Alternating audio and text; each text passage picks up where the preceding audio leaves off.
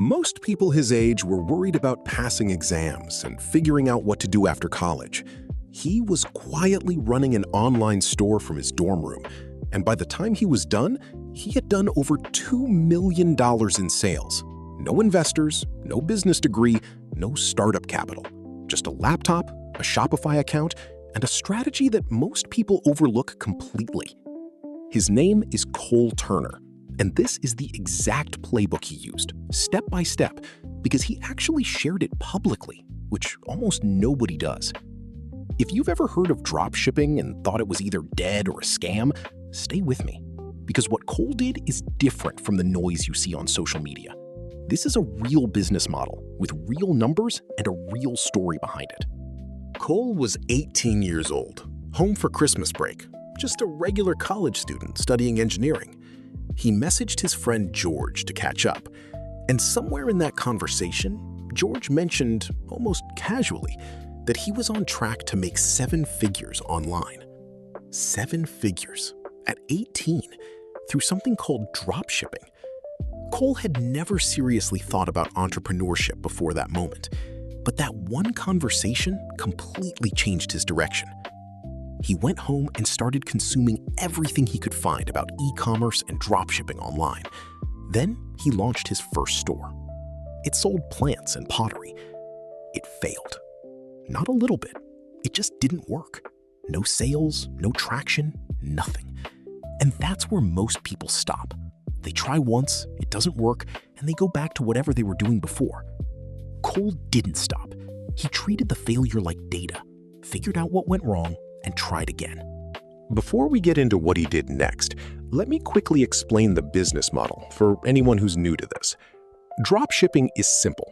You set up an online store, you list products. When someone buys, you purchase the item from a supplier who ships it directly to the customer. You never touch the product. You never hold inventory. Your job is to find the right product and get the right people to see it. The upside is obvious.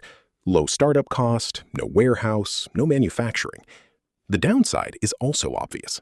Thin margins, lots of competition, and the hard part, which is actually finding a product that sells and knowing how to run ads. That's exactly what Cole had to figure out. And the way he figured it out is where the real lesson is.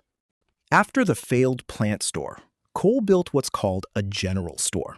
Basically a store with a wide range of products, designed to test what works rather than committing to one niche. He tested product after product through Facebook ads.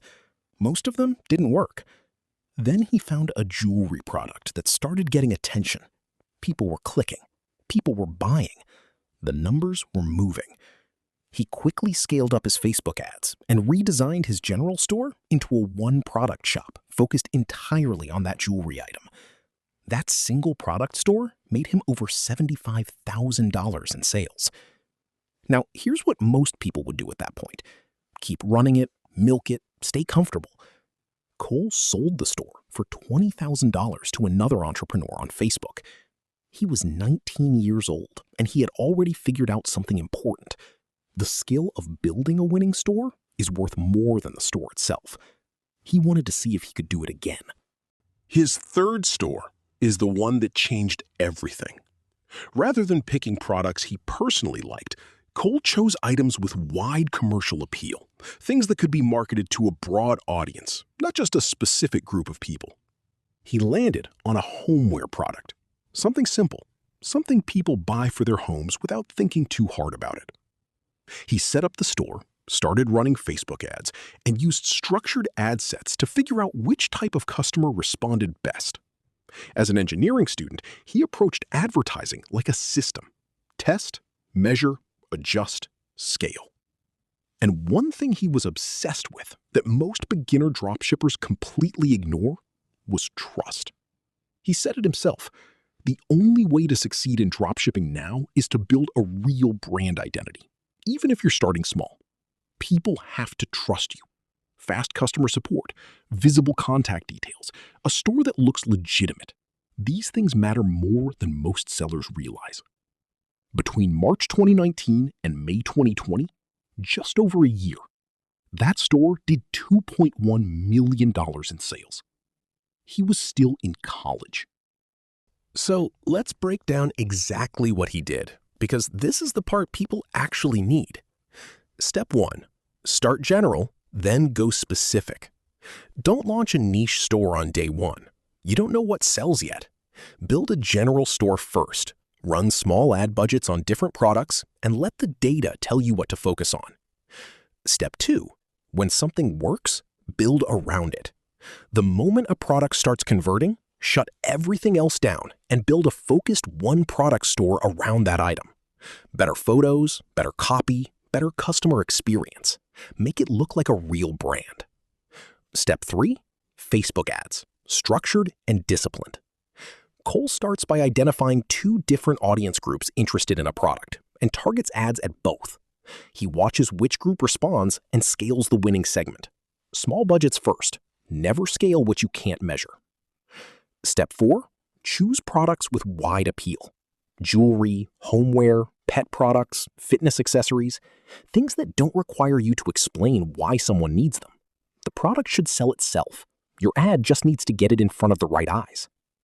Step 5. Build trust like a real business. Fast replies to customer messages, a real-looking store, clear return policies. These things are the difference between a store that converts and one that doesn't, even if the product is exactly the same. Here's the honest version of this story. Cole Turner made $2.1 million in sales. That is not $2.1 million in profit. Dropshipping margins typically run between 15 and 30%, so his actual profit was probably somewhere between $300,000 and $600,000 from that store, after ad spend, after fees, after everything. That is still an extraordinary result for someone in college with no outside funding. But the real takeaway isn't the number, it's the process. He failed first. He treated failure as a lesson. He started small, found what worked, and scaled with discipline. He didn't try to hack the system. He built something that looked and behaved like a real business. And he did it anonymously, quietly, while his classmates had no idea what was happening on his laptop. The dropshipping model Cole used is not dead. It's evolved. The stores that win today look like brands. The ads that work today tell stories. The products that sell are chosen based on data, not gut feeling. What's dead is the version where you throw random products at Facebook ads and hope something sticks. What's alive is what Cole did. Patient, systematic, brand first. If you found this useful, subscribe. Next video, we're going into exactly how to find a winning product, using the same research method Cole and the top dropshippers actually use.